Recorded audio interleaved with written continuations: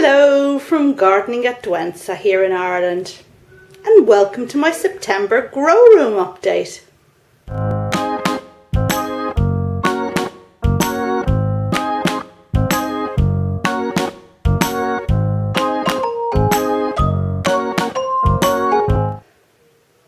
As you can see, my grow room has gone over to the dark side now. It tends to house mostly orchids. Yeah, we have a few streptocarpus in here, but really it's orchids all the way. I decided to invest in a fan just to move the air around in the room. Now it's switched off at the moment because I'm filming, but I have been suffering from bacterial rots in my orchids since last autumn when I had them in the greenhouse too late in the season and they got too cold. It went down below 10 degrees at night. And when I think I've come to grips with the rots and that they're all gone, then they pop up again somewhere else in a different orchid. Now, I've been watering all my orchids individually for a long time now, so they're not catching this bacterial rot in the water. It's coming from somewhere else. And good air circulation is meant to be one of the things that are key in terms of keeping bacterial rots under control. So I decided it's a fan for me from now on. Now, of course, this isn't my complete orchid collection. I have the big cattleyas, for example, in different rooms in the house, and there are no fans there. But I thought I'd start off with the most densely populated orchid area, which is this grow room, and that's why the fan's in here. So I'm going to try for the big one, and I'm going to try to give you an update of all the plants in this room, so it might be a long video. Now, I do try to keep my videos down to 4 minutes and possibly 10 minutes if it really is something that requires further explanation. So I hope that this video doesn't go on too long. Moving up a level here, we have Cattleya leopoldii, which is doing well. It's matured a new pseudobulb for me this year, and it's now putting on some new root growth, but no sign of blooms. This is one I got last year in my big haul from Cheatah. Just a little air plant beside it that I picked up in France a while ago, and my hanging Vanda beside that. This Vanda is doing well and pushing out new roots, including this one here we're looking at from the middle of the cane. But there are no sign of flowers, so it's obviously sulking about something. The keiki you see back there got a lot of sunburn when it went to a different environment during the summer holidays. It went down to stay with my friend. And while I have my Vandas and my Cattleyas on south-facing windows, her south-facing is a lot brighter than mine because she lives on the coast, and the poor keiki got incinerated. But at least the orchid didn't, at least the Vanda didn't. And moving down here, what have we got? Oh yeah, Cattleya mossiae. Oh, this one breaks my heart. It's covered in sheets for about, let me see, a year and a half now, but there's nothing inside them. And just recently, well, this summer, it pushed up some new growths and some new sheets, but still no sign of flowers. So this one has never flowered for me yet. I would love to see the blooms. Beside the mossiae is the only large Cattleya in this room, and it's my purpurata, which is throwing up new growths, and I've given it the best light possible in this room, so hopefully it'll give me lots of blooms. In here we have my catasetums, but enough said about them. And moving to over here, what we have is one of the divisions that Anna Maria from the channel Miracle Orchids sent me. Yeah, it's doing okay. I updated on that recently.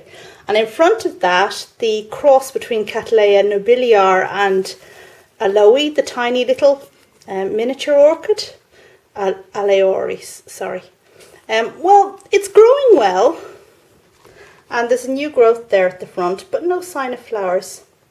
Now, I don't know if these flowers are going to emerge from sheaths in the leaf axils, as is normal for Cattleyas, or from the base, because nobilior sends up flower spikes from the base. We shall see. Just behind it there a back bulb division from my Cattleya Coastal Sunrise.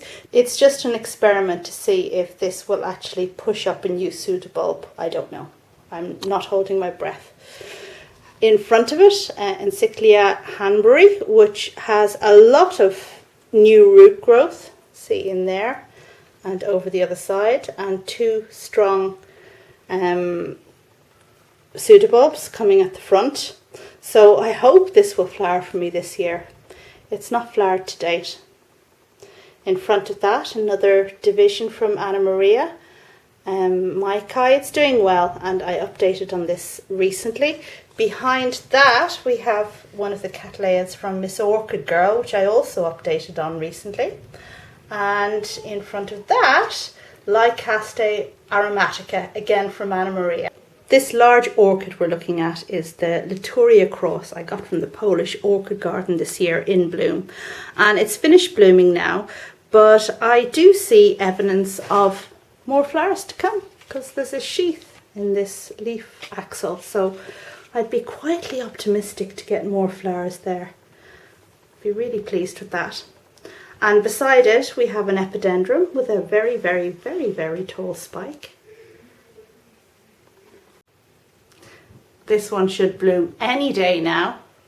At the front we have the baby Encyclia cordigera alba that I bought from Cheatah last year. And it was supposed to be flowering size, but I don't think it is flowering size at all. But it's doing well. And beside it, Cattleya forbesii. That surprised me with a sheath this summer. Well, it didn't surprise me. It usually puts up a sheath in the summer and the sheath usually aborts. And that's what happened to me again this year. The sheath produced buds and they somehow dried up. So no flowers this summer, but hopefully it'll send out a new growth and I'll get something this autumn or winter. Down below here, and quite hard to see, are two miniature Cattleyas, Rhyncholaelia glauca and Cattleya walkeriana, which will flower from spikes that come up from soil level, not from sheaths. Both are growing well, but no sign of flowers yet. And further over to the right, which we can't see, is Maxillaria tenuifolia from Miss Orchid Girl, which I updated on recently, so we won't worry about that. Moving up a level, we have Rhyncholaelia digbyana on the left, which I bought from Cheatah last autumn, and it's growing well. No sign of sheaths yet. The Rhyncholaelia seem to take a break during the summer, and then sometime in in autumn they send up a new growth, so I'm expecting that's what this one will do again this year. To the right is a Vanda that I potted. I can't remember the name right now, but you're going to find all of the plant names, all of the orchid names for these in the description on this video. Valentine something or other. And to the right of that we have the Gulf Green Hairy Pig, the Rhyncholaelia or Cattleya Gulf Green Hairy Pig, which I can't wait to get to be flowering size. Now it and the Rhyncholaelias need lots of light, so I've got them right at the front on this south facing window. Moving up we have a potted Vanda. This one is Robert's Delight. Never flowered for me, but well, hopefully one time. And you see, I can be optimistic. To the left we have the Cattleya known as Frances Fox, and this was one of my wish list orchids for a very long time, and Busy Bee managed to choose me out one from Cheatah and have it put aside, and it eventually got sent to me. Now the buds all blasted on this plant, so I've never seen the flowers yet, and two of the new growths seem to have withered for some reason. But there is a healthy new growth, and I think, can we see now, somewhere around the plant there's something in a leaf axil that may be a bud coming. So I'll be optimistic about this one as well. Moving slightly to the left we have an XTV support, or this was for putting up a television, and I've just put a few trays on it where I keep a couple of extra orchids. Behind we have Laelia anceps in its aquatic basket, which is a very funny shape, and it's quite well suited to the strange growth habit of this Laelia. It grows long and long and long and not wide. And I've got 3 new growths on this. No sign of spikes like Roger Frampton has at the moment, but hopefully soon. In front of it we have a species Cattleya. Oh yes, this is a Warnery cross and it's never flowered for me yet. I don't see any new growths on it, but just recently it started making a lot of root growth, so I'll be hopeful. I think I've had this one about 2 years. Behind them, my unfussiest plant of them all, we've got Zygopetalum Louisendorf, and this one was divided twice very recently just because the back bulbs had lost their leaves and I didn't like the look of them, and it was taking up a lot of space in a pot. And it's responded well to the division. It's maturing suitable at the moment, but I wouldn't be surprised if I got a flower spike before very long. Now you have to be so careful with these leaves. If you bend them, fold them, they will not bounce back, and that's the leaf spoiled. Such a shame. And if we look on the reverse of the leaves, you see there's darkness there. They really are quite messy leaves. It's very hard to keep them looking good. Below the Zygopetalum and just beside the fan is Colmanara Masai Red, that one there, which lost all its roots a year and a half ago, and I had sitting in pure sphagnum moss for a while. I've repotted it and it's making some root efforts, so I hope that this will do well. This is one of my oldest orchids, so I was very upset when I lost the roots on it. It really has very pretty flowers. And behind it we have that, oh gosh, yes, this one. It's so frustrating to me. This is the Cattleya with the orange flowers that just will not flower for me. I think I featured it in my orchid fails for this year. And the backs of a lot of the leaves had some old spider mite damage from before my time. They annoyed me so much I just cut them off. Even though the new growths are clean, I just couldn't stand looking at them anymore. So yeah, it's probably going to sulk, isn't it? Moving over to the right, and I'm just kicking some streptocarpus out of my way, we can see the very first orchid to be potted in one of my new orchid pots. There we go. And these orchid pots are brilliant because they've got little holes along the top for hanging the orchid pot. But if you don't want to do that, then they're really handy for threading through some plastic coated wire and just holding a newly potted orchid in place. Really important for Cattleyas. But this is a Dendrobium, and this is one of the ones that Archie sent me from Archie Orchids. However, they mightn't be buds at all, they might just be cakeys forming. But anyway, the plant looks healthy enough.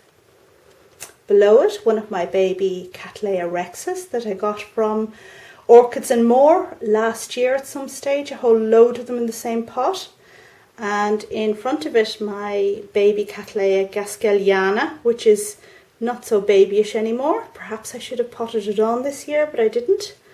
And Eranga citrata in front of it, which has 2 growths that might be flower spikes. Maybe. That's definitely a root. But in there, there's 2 things that I'm not sure anyway. We shall see. To the right of that, we have the Coelogene I got in Madeira this January. Coelogene borfredensa from Boa Vista Orchid Nursery there. And it had to be repotted twice. Once to get rid of the heavy sawdust medium it came in, and the second time, I can't remember why now, but anyway, the new growth died and it just sat there and seemed to do nothing for absolutely ages. But there, look, that's a new growth. I'm delighted to see that because I was actually quite worried about this plant, and it was the most expensive plant I bought in Madeira, so we don't like to see that just kind of flounder and sulk. Moving to the front of the borfredensis. Have you had enough yet? I wonder, are you begging for mercy at this stage? Don't worry, I'm not going to be offended if you leave. This is an orchid I got in an orchid swap last year, Sherry Baby, the chocolate scented orchid, and I really want to see this one flower and smell the flowers, but it's putting up a new growth, and well, maybe this year, hopefully. And in the same swap I got this Osmoglossum, which has the most interesting new pseudobulb. Look at this. It has red markings on the pseudobulb. Do you see this? Kind of staggered red steps. Now I'm going to be quietly optimistic that this one might produce a bud for me this year. We shall hope. Where do I go from here? Okay, from behind it we have a, well, not a success story, a failure story really. And this is my Psychopsis, which I bought from Orchids and More last year at some stage. And when it arrived, the roots weren't great, so I repotted it, knowing full well that Psychopsis don't like root disturbance, but I did it anyway. And the plant sulked for a long time, and then it grew a few roots, and then it sulked for a while longer. Meanwhile, a dark spot developed on one of these leaves, which I took to be sunburn, until the second one popped up. And eventually I cut that leaf off. So this plant is sulking at the moment. I don't know if it can come back, but I will try Psychopsis again at another stage if that one doesn't do well for me. On the left we have a lot of baby orchids. Will I talk about them? Just to say, really, I don't know who remembers my update on baby orchids before. I'll put a link to that video up above. But at the back we have Laelia crispa, sending up a new growth. We have the Epidendrum I got from Anna Maria, doing quite well. At the back we have two Cattleya varscuici seedlings. The other three that I got in the same pot as these have all been swapped off for something else. This is a swap I got from my friend. It's a purpurata and Rex and varscuici cross that has had only 2 pseudobulbs, so I don't know if it can survive. In front we have a very sad looking Tunia. We have a division of the Rodriguezia that I got recently for my birthday from Orchids and More. And when I unmounted that Rodriguezia, I actually had 2 large plants and 1 baby on it. So I swapped or sent one of the Rodriguezia to Roger Frampton, and this is the baby one. In front we have the beautiful Oncidium type Tahoma Glacier that Anna Maria sent me, and this one I potted on recently. It did really well. It has loads of roots on it, so I'm delighted with that. In front we have various Restrepias that Archie from Archie's Orchids sent me. That one and that one. Growing like weeds, doing really well. And moving over this way then we have, what's this one called again? Yeah, Phaeus tankervillea, which is growing strongly. This was the tiniest of seedlings when I bought it the year before last at the orchid show, and it's growing well. Yeah, I'm very happy with that. We have in here one of the Brassanthe Orange Delights. Yeah, proceeding, that's all I can say. And behind Mystic Maze, so like a spider plant cross called Mystic Maze that I bought at the orchid show this year from Ray Creek. It's doing well, and beside it, exactly the same plant that I bought at exactly the same time for my daughter. Now, she has left Ireland and she's off doing the Camino from Portugal to Spain at the moment, so she couldn't be minding orchids, so I'm babysitting this one for the moment. Mystic Maze. Behind it we have Oncidium sotoanum, the beautiful orchid with sprays of tiny pink flowers that smell divine. And this is one of my best orchids, one of my finest orchids. Now, the person who actually gave me this originally was my friend Liga, and she wanted a division back this year. So fair is fair, and she got her division. But the plant is, as a result, it only has 2 flower spikes at the moment. But, you know, they do stagger sometimes. I may get more than 2 in the end. Beside it, we have a bad case of measles, or something similar. I think it's to do with sunburn. But this is the Roseoglossum cross that I bought at the Orchid Fair the year before last. And I think those are sunburn. In fact, I'm hoping they're sunburn. We have had chicken pox in the house, but I don't think they can cross the species divide. Now, this plant did push up a new growth before, which I managed to rot off, but it has rewarded me with a second new growth.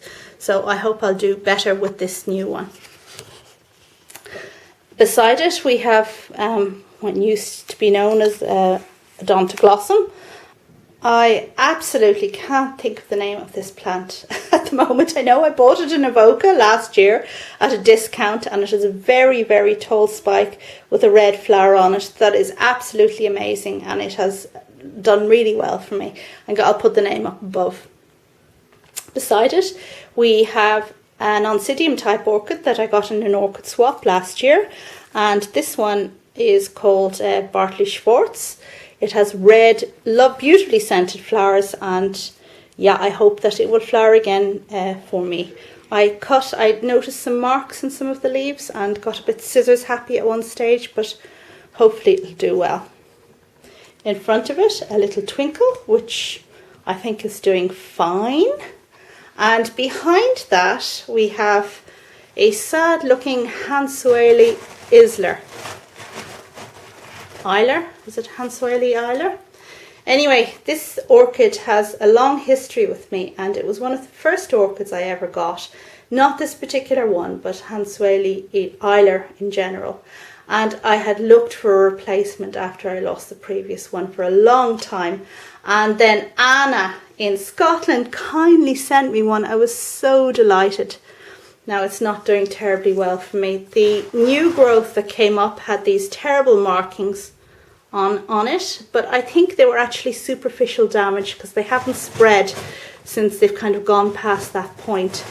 But the new suitable bulb that the plant is maturing down there is actually smaller than the previous one, so it's not doing terribly well, unfortunately. So sorry, Anna. I hope you forgive me for not taking better care of the orchid, but I really did my best. Over here we have Paphiopedilums and Miltonius, and most of the Paphiopedilums have been repotted recently, except for the one on the left, which I got at the UK Orchid Fair in England recently. And this one here, oh yeah, look. When I was bringing it home in the car, I managed to tear the leaf. So annoyed with myself. But it seems to be pushing up a new growth there, so I suppose that's a new fan. Behind it, we have the Paphiopedilum from Archie, which is called Lianae, I think. And then two Miltonias I bought at Boa Vista Orchid Nursery in Madeira when I was there in January. Golden Wonder, sounds like a crisp, and Anna, Queen Anne. I don't know if they're big enough to flower, but we shall hope. A couple of Paphiopedilum, you know what I mean, Paphiopedilums.